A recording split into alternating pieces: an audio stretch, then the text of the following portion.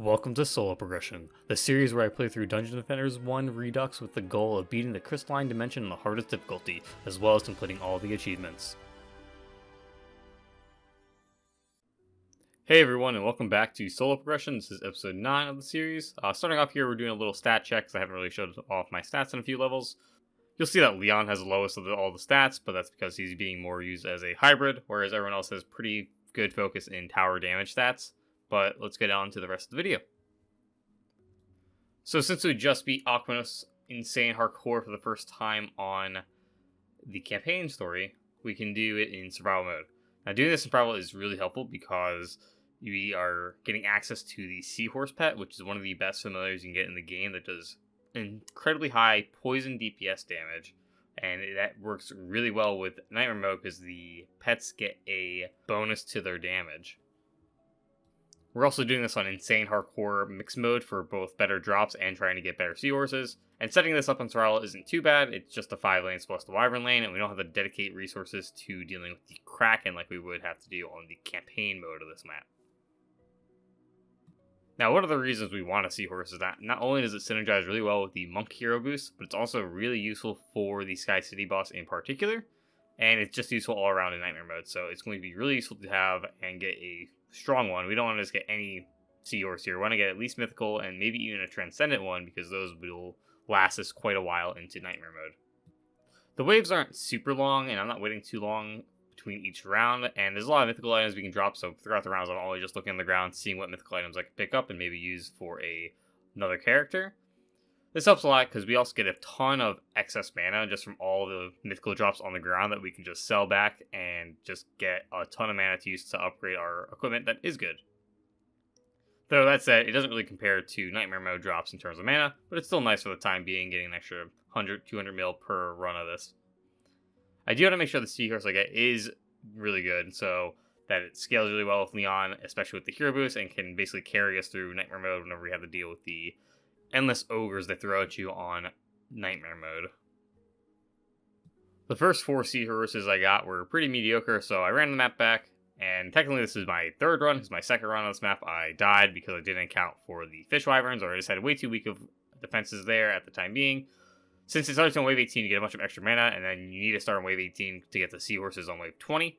I started on wave 18, of course, just so I can do it faster. I noticed here my wave count on the first wave at least was much lower. It's only 900 versus like 1700 when I started from the start. So these runs are going to be much faster just to get extra seahorses. And in this case, the seahorses I get from this run are really good. They are transcendent level, which is level 78 gear, surpassing that of mythical gear. And the seahorse I got too is super good. It's probably one of the best seahorses I've seen in a while. I'm going to use it on Leon, buff it up, buff its damage, increase its main attack, as well as increasing its projectile speed, and putting that on Leon, making sure his hero boost is good, and basically going into town with him. Some of the other seahorses were good enough for defense gear, so I put them on the Series EV and the Apprentice for their stats. And now to the 4th map of the Lost Shards DLC, we have Sky City. Oh boy. This is probably, of the 4 maps, my least favorite just because of how gimmicky it is. It is a cool design for sure, but don't let it fool you. This map is stupidly hard to beat on campaign, and it is not just because of the boss. The Sky City adds a new enemy, the Goblin Copter. The Goblin Copter not only drops off an ogre with more HP than regular ogres, it also fires missiles at your defenses and can easily destroy them. They do have a weakness though, in that if you destroy the Goblin Copter before it drops off the ogre, it deals about 60% of the ogre's max HP instantly, or it can even drop them off the side of the map, instantly killing them. Basically, you have to account for these every time with your defenses, otherwise you will basically lose, because the Goblin Copters will come in, drop an ogre in the middle of all your defenses, destroy them, and then destroy your crystal, or have something else come in and destroy your crystal. The issue with this is that they become permanent on Nightmare mode. You'll see them on every map in Nightmare mode that has wyverns, so this makes it quite difficult to just have to always account for these Goblin Copters on every map. That said, the other gimmick of this map is that there's vents pretty much between each lane. This leads to enemies pathfinding getting a little weird, but they'll go over the vents to try to get to your crystals, and sometimes they can land on your defenses if they're too close, or barricades or whatever, and they'll just sneak past something they shouldn't be sneaking past on another map. So that's another thing to consider. And also, it is very easy to fall off this map just because of how the placement of all the vents are. There's a couple traps that kill you. I think on the north side there's a trap that if you walk over it, it just pulls you down and kills you. So you have to be careful around that. But on the bright side, this map only has 3 choke points, so you can dedicate more resources to each one. You get a total of 170 DU and 170 MU, which is the most we've gotten on any map so far. But you'll still use up most of it just because you need to have an extra bit of walls. Make sure you have all your aura stacks, a bunch of minions, make sure you have deadly striker towers, fireball towers, all the good stuff, maybe some traps. Just so you're blocking off every little choke point as much as you can, because you'll need to be able to buy time later on when you get to the boss. And speaking of, we'll be hitting up the boss here soon, but having those physical beams are going to be a huge help, because the boss fight does take a while. But yeah, I'm not a fan of this map, I never was. I like it by design-wise, it's cool, I guess, but it is a difficult map for sure, and we'll see that with the first boss attempt here. Now this here is the other difficult part of this map. The boss, the Goblin Battlecruiser. The issue isn't so much the boss mechanics of it shooting its rockets, or from its turrets, or dealing damage to it. It's more about getting to and from the Battlecruiser, because it has these extra vents now placed around the map. You have to climb up those and then go up and attack the Shard. But it didn't matter, because the first time I got into this Battlecruiser, I didn't have enough resistances, and I got cut down by the ninja guys, ninjas, Dark Elf warriors, and that means I have to get better gear. So we're going back to Aquanos. So not only will I get better equipment from Aquanos Survival Insane Hardcore Mix Mode, especially Bass Wave 20. I also form another 4 Seahorse. I don't think any of these Seahorses were good. If they were, maybe one of them was good for one of the other defense users I'm using, or tower builders. But I think for the most part, I think these are all kind of crappy. But anyways, I got a set of armor that had pretty good defenses and increased all the resistances to max, I believe, for Leon. Just so I didn't go get one shot. So now when I go back to Saya City, I can just make sure I only have to focus on getting on and off the ship. I'm doing enough damage with my Seahorse, which is doing tons of DPS. It's probably like over 1 million right now with the hero boost, and probably even more than that. As well as I only have to deal with the getting on and off the ship, because that's honestly the hardest part of this boss, is that you can easily fall off if you go on it at the wrong cycle, and the choke points are going to get overrun at some point, and you're just not going to be able to damage the boss, because your defensives can't damage the boss either. But anyways, on to attempt number 2. Yeah, so you're going to have to get ready for a bit of a fail montage of my attempts on Sky City. I'm going to kind of just skip to each boss fight. This attempt I got pretty greedy with the cycles that I didn't know what they were, and landed in basically an impossible spot to recover. Actually, it is an impossible spot to recover. There was no hope of me escaping, and that was disappointing, and I was a bit frustrated. I think at this point, I either took a break, or I just went right back to attempt 3. But attempt 3 somehow was worse. Yeah, if you didn't think getting stuck on a corner of the map that you cannot recover is bad, and it could be worse, well, wait till attempt 3. So, for attempt 3, I didn't get to the boss. I died on the final wave due to the trap that I was talking about earlier on the north map.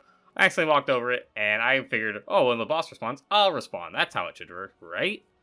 So, you don't. And there goes 15 minutes of my life or so. But on to attempt 4 now. On attempt 4, things were going good. I was doing damage, not missing any cycles, not dying to missiles to enemies. And then at some point, I went a little too fast. I jumped off the second the lightning pulse on the ship that kind of kills you if you stay on it went off, and I jumped off, fell off the map, and died. Another 15 minutes wasted, but the show must go on. So we will try this again on attempt number 5. So this time I'm going to show a bit of my build set up on the final wave, just so you get an idea what my choke points look like. I believe I have Deadly Striker Towers, Fireball Towers, Archer Minions, Tower Buff Beams, Reflect Beams, and Physical Beams, and an Aura stack in each one. These are all very useful because of how the Goblin Cruiser works.